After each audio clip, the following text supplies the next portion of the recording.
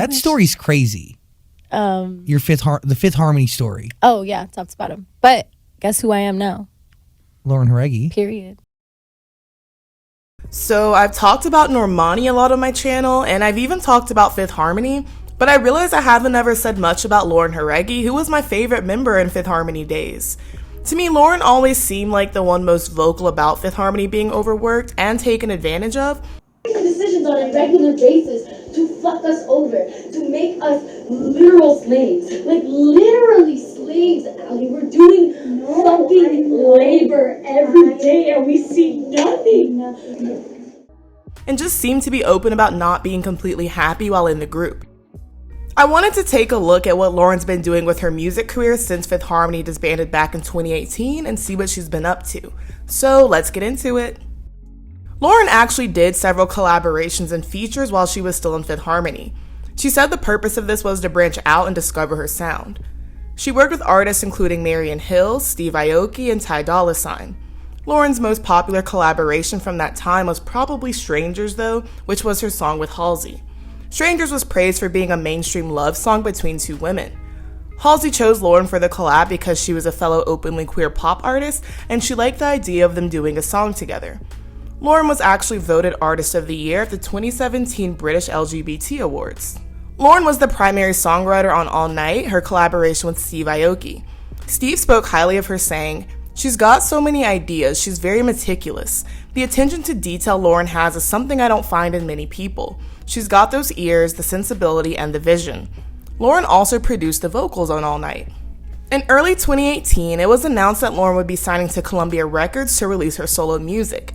She started her solo career almost immediately after Fifth Harmony broke up. It appeared that Lauren's music would be more R&B and soul influenced than the music she'd made while in Fifth Harmony. Just a few months later, Lauren performed some of her new songs when she opened for Halsey's Hopeless Fountain Kingdom tour that summer.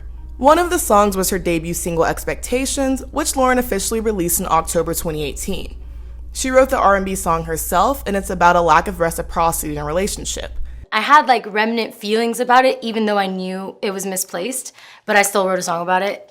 And once I wrote a song about it, it like all came out, like all the feelings about it came out, and I was like, hey babe, like I'm good. Lauren also creatively directed the music video for Expectations. Expectations was one of the first songs that Lauren wrote after Fifth Harmony disbanded. Due to the warm reception when she performed it on tour with Halsey, Lauren ended up releasing it officially. Music reviews called Expectations slinky, sultry, and sexy, and it earned positive reviews from publications like MTV, BBC, and Harper's Bazaar. Lauren's opened up about how finding her identity as a person and an artist post Fifth Harmony was an ongoing struggle. She said, "It's hard to know your voice in those kind of circumstances. This isn't so much as a dig as it is a realization I came to while I was in the group and shortly afterward when it ended. I had this whole moment of my soul returning to me and being kind of like, whoa, who are you? Who do you want to be?" Lauren's next single, More Than That, was released in January of 2019. She also wrote this song well before its official release. It's inspired by Aphrodite, the Greek goddess of love. Throughout the song, Lauren warns the person she's flirting with that they're going to have to actually work hard to impress her. Lauren creatively directed the music video and designed the cover art, which was inspired by Botticelli's The Birth of Venus. Billboard called the cover art Louvre-worthy.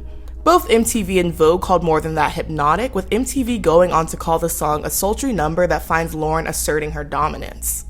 The music video shows Lauren in the role of a modern Aphrodite who visits a strip club full of other women. Lauren described the concept for the video as Aphrodite visiting the earth and being surrounded by the earthly embodiments of the divine feminine. She said her goal was to empower women and revere their strength and sensuality. Honestly, it's always made sense to me that Lauren's music and visuals would eventually go in this direction. Even while she was in Fifth Harmony, she always had this sort of dark, alluring look to her that suits a more sexy, seductive concept as she's moved into adulthood. A few months later, in April of 2019, Lauren split from her then boyfriend Ty Dolla $ign. The two had been dating officially since 2017, shortly after collabing on Work From Home, which had been a smash success for Fifth Harmony. Early into their relationship, they collaborated on his song In Your Phone. When they'd initially started dating, Lauren said the relationship worked because they got along easily and he helped her find her confidence as a musician. The two eventually posted cryptic messages on their social media accounts just days before their breakup was confirmed. Personally, I always got kind of weird vibes from this relationship, probably because of the 14-year age gap and the fact that Lauren was barely an adult when they met and when they started dating. That summer, Lauren was personally invited by Quincy Jones to perform at the Montreux Jazz Festival. She performed a cover of You Don't Own Me and expressed gratitude at not only being included in the festival, but being made to feel welcome by the high-caliber artists at the festival. Lauren announced her debut album would be coming in 2020, just after winning Choice Female Artist at the 2019 Teen Choice Awards. She beat out artists like Ariana Grande, Billie Eilish, and Taylor Swift. About the upcoming album, Lauren said, "I'm so proud of the way that I've been able to articulate my point of view. I'm emo, so you're gonna get some deep, dark lyrics from my soul, but some bops too. It's gonna be really fun. I'm really excited to share it with the world, but I'm just kind of packaging everything and still finishing up some songs." Lauren didn't release her album in 2020, but she did continue to release music. She released Invisible Chains, which was on the Birds of Prey soundtrack. She also featured on Nada, a song from Puerto Rican producer and writer Tainy. Lauren sings in Spanish on this song, and it seemed to be a promise we could expect more music in Spanish from her in the future. At an event for Rolling Stone, Lauren opened up about her creative process as she continued working on her album. She said, "These past 2 years have been a deep dive into that subconscious of mine and that world of mine and really getting in touch with what I want to say, what kind of messages I have for people. Honestly, what kind of messages I have for myself. Because my art has been such an exploration of self. It's been such a healing process for me to write the music, to get these lyrics out of me, and to learn that I'm good at what I do and really believe that about myself." Lauren released her next single, Lento, in March of 2020. Lento, which means slowly in Spanish, was produced by Tainy as well. In the song, Lauren sings in both English and Spanish. Lauren has always been proud of being a Latina and has mentioned her Cuban roots numerous times, even during her time in Fifth Harmony. Lento is upbeat yet sensual, and I feel like Lauren's slightly raspy voice lends itself well to this type of music. I love her voice in English, but I love it even more in Spanish. 2 other versions of Lento were released, one featuring Pablo Vittar and a remix with Raul Alejandro. Lauren's next release, 50 Foot, also had both English and Spanish lyrics.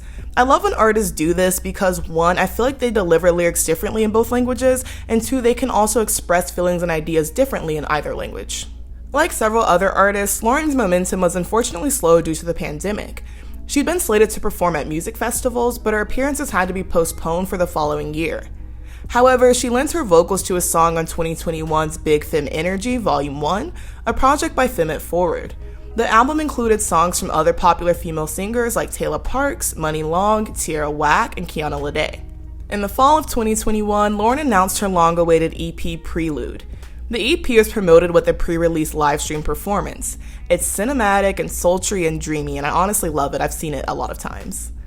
Lauren sings live throughout the whole performance and dances throughout it as well.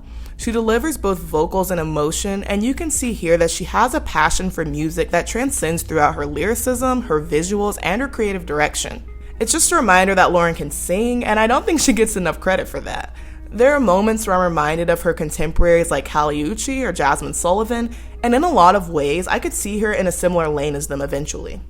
Prelude was officially released in November of 2021. Lauren released it independently under her own label, Attunement Records. She wrote or co-wrote every single song on Prelude. About this, she said, "It's such an intimate process to find out who you click with songwriting-wise because you have to be really, really vulnerable with people that you don't really know. And you have to do it really, really fast. I found some incredible collaborators in the process, and you can hear it in the tracks." Apparently, Lauren created over 50 songs for Prelude. She eventually only settled for 7 though, and she expressed the possibility of releasing some of their rejects on her future projects. Prelude is such a solid body of work, especially so early into Lauren's solo career. Of course, at the time of its release, Lauren had been in the industry for a while, but this project showcases her artistry in a way that she couldn't in Fifth Harmony.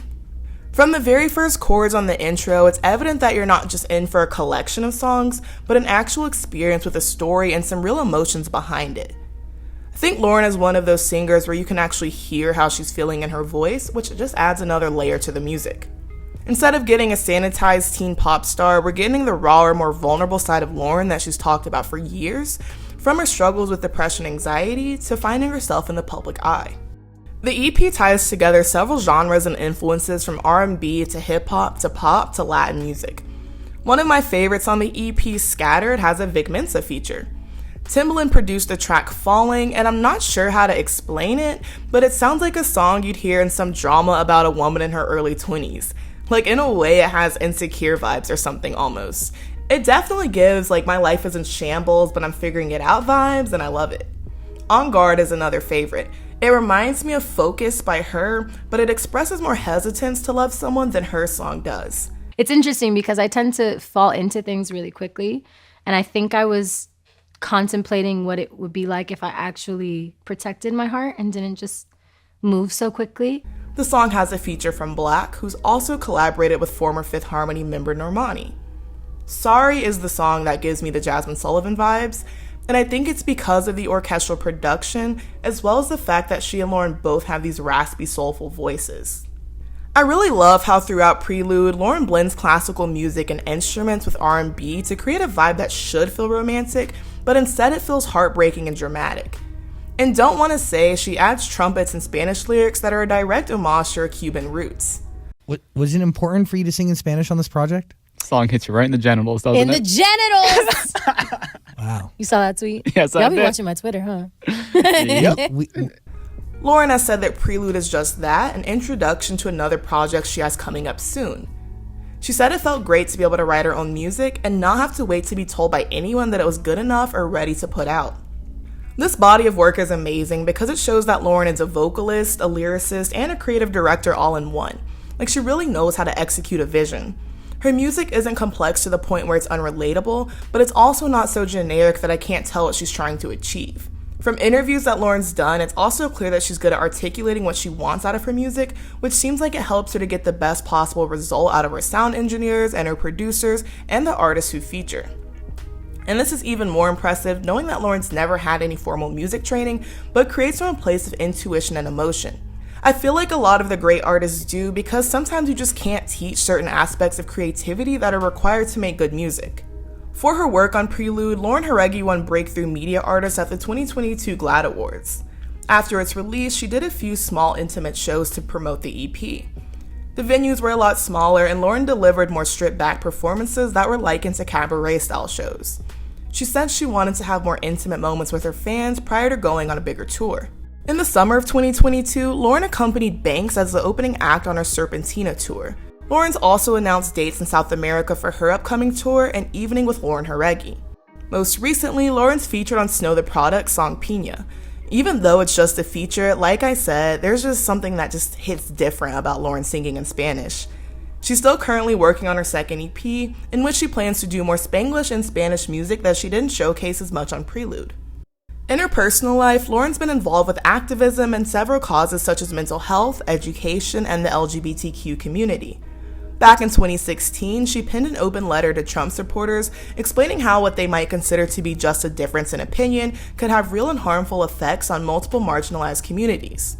Lauren explained how she felt it was a slap in the face to her identities as a Cuban woman, a bisexual woman, and a daughter of immigrants.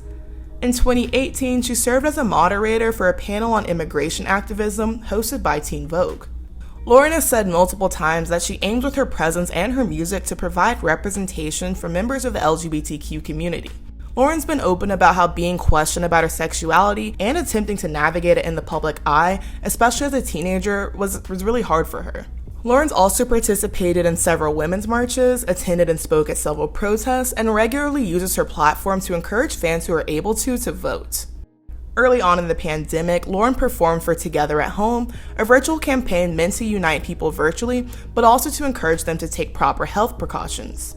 Lauren also donated PPE to frontline workers and urged her fans to stay home if possible and to wear masks otherwise. In an interview with the Gay Times, Lauren said about her activism, "I think it's a mistake to separate being a human who lives in the country that I live in from being an artist. I think it's even more important for me to be political because I have a voice that speaks to people, sometimes beyond even what politics can do. I think it's kind of dangerous to not be involved." Lauren's also getting deeper into the fashion world now that she doesn't have to suffer at the hands of the Fifth Harmony stylists.